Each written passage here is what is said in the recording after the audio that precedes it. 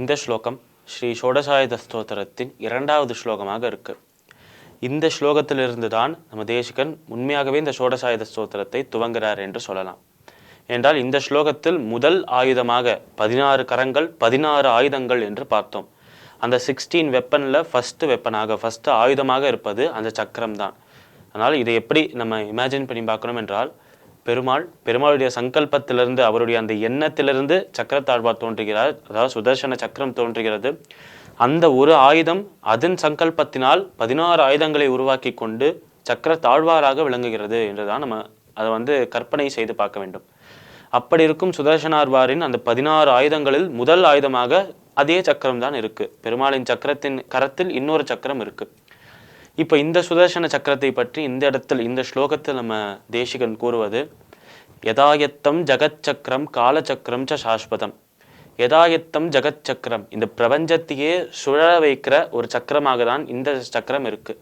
ஒரு சக்கரத்தின் ஒரு முக்கியமான விஷயம், ஒரு முக்கியத்துவம் என்ன என்றால், அது எந்த இடத்திலிருந்து துவங்குறதோ ஒரு சுட்டு முடிஞ்சிருது என்றால் திருப்பி அதே இடத்துல தான் நிற்கும். ஆனால் அந்த இடத்துல நிற்கிறதுங்கிறதுக்காக திருப்பி சுத்தாதான் அவசியம் இல்லை. அது திருப்பியும் சுத்தும், ஒரு இடத்துக்கு வரும், திருப்பியும் சுத்தும், அதே இடத்துக்கு வரும். இது மீண்டும் மீண்டும் நடந்து கொண்டே இருக்கும். அதனால்தான் இந்த சக்கரம் என்பது இந்த நம்மளோட தர்மத்தில் பல விஷயங்களுக்காக இதை பயன்படுத்துகிறார். உதாரணத்திற்கு பிறப்பு இறப்பு என்பதை ஒரு சக்கரம், சம்சார சக்கரம் என்று சொல்றார்.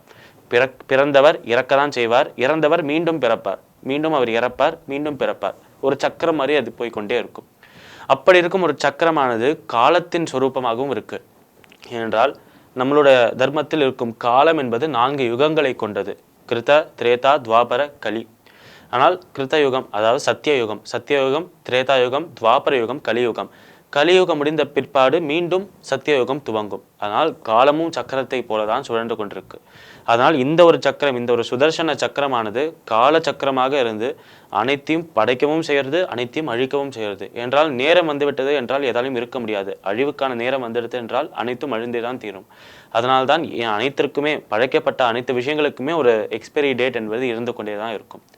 அந்த ஒரு சக்கரமாக, அந்த ஒரு காலமாகவே இந்த சக்கரம் இருக்கு என்று அழகாக இந்த ஸ்லோகத்தில் சொல்றார் நம்மளோட தேசிகன். இந்த ஸ்லோகத்திற்குண்டான விளக்கம் இதுவே. இப்ப நம்ம நேற்றைய தினத்து நீதி கதையின் தொடர்ச்சியை காண்போம். இந்த ஒரு பெண் தன்னுடைய தங்க வளையலை கையில போட்டுண்டு அந்த ரோட்ல நடந்து போறாளாம். போயிட்டு இருக்கும்போது நல்லா கையை வீசி வீசி நடந்து போறா. அப்பதான் அந்த வளையல் ஒன்றுத்தோட ஒன்று மோதும் போது உருவாகிற சத்தத்திலேயாவது யாராவது திரும்பி பார்க்குறாளா என்பதுதான் அந்த பெண்ணின் ஒரு எண்ணமாக இருந்தது.